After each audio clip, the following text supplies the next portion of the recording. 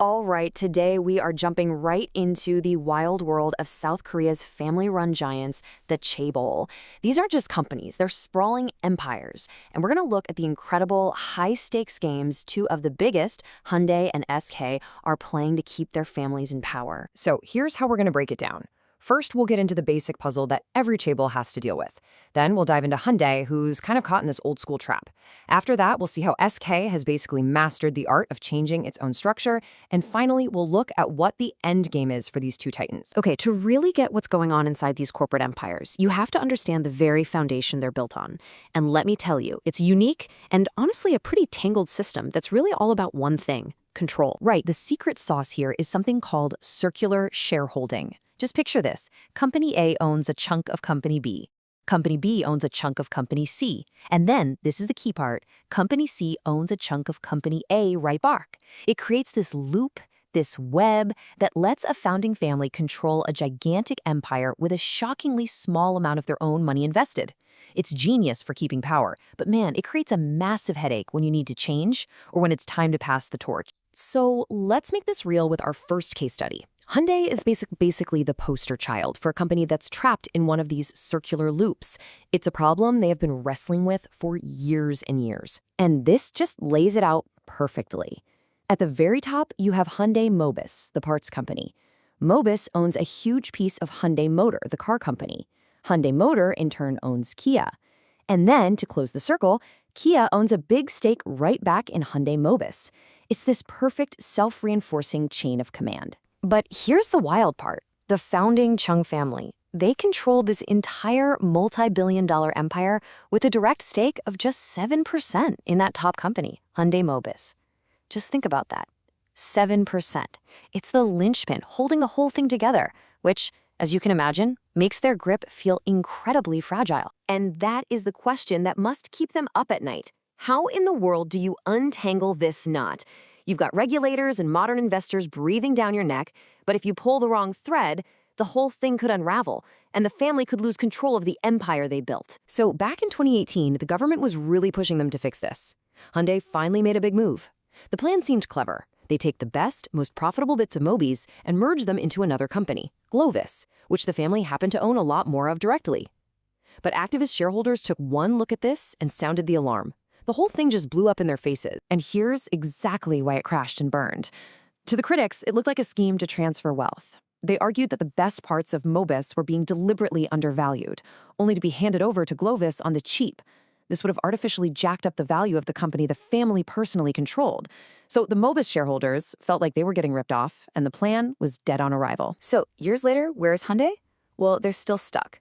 They're basically looking at two paths: either make the family's preferred company, Glovis, the main holding company, or stick with the powerhouse Mobis.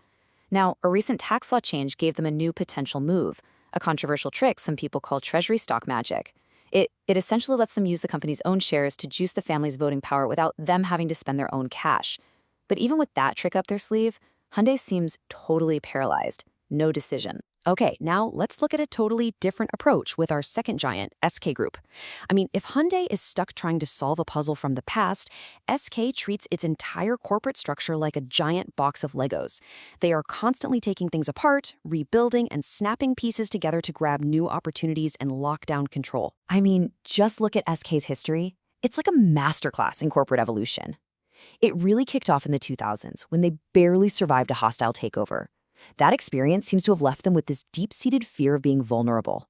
Ever since, every single move they've made, mergers, the huge Hynix acquisition, that recent telecom split, it's all been a calculated play to make their fortress stronger. You know, one market analyst put it perfectly with this quote: "For SK, their corporate structure isn't some rigid prison like it is for Hyundai.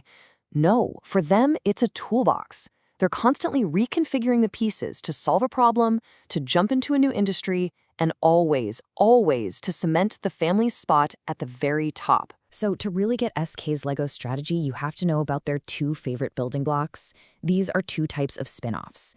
The first, a horizontal split, basically gives all the current shareholders stock in both of the new companies. It's a really clever trick to boost the family's overall control. The second, a vertical split, is different. It carves out a business into a brand new subsidiary that the parent company owns 100% of. They use that when they want to raise money from that new business without giving up control. And here's a brilliant example of this in action.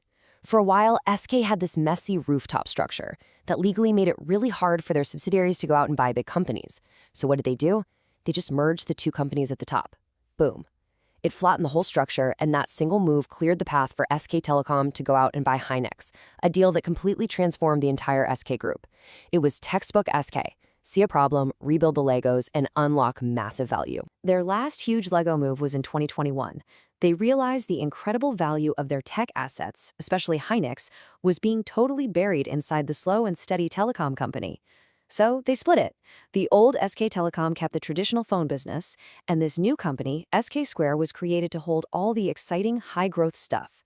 Instantly, the market could see the true value of those assets. So you have Hyundai, seemingly paralyzed, and then you have SK, in constant motion. What is the ultimate goal here? What does this all really tell us about how power actually works inside these massive empires? I mean, when you put them side by side like this, the difference is just night and day. Hyundai is fighting with this Gordian knot, a legacy problem they have to solve without accidentally destroying themselves. Their whole strategy is cautious, and frankly, it's stalled. SK, on the other hand, is the Lego master, aggressively using these restructurings as a weapon to build for the future. But look closely. At the end of the day, their key goal is exactly the same: maintain and strengthen the family's control over everything. And that really leaves us with the big final question. All of these incredibly complex corporate shuffles, they're all designed to protect a very specific, very old-school, family-first model of doing business. But with global investors demanding way more transparency and shareholder activists getting stronger and louder every year, you really have to wonder, for how much longer can the Chaebol keep playing these games?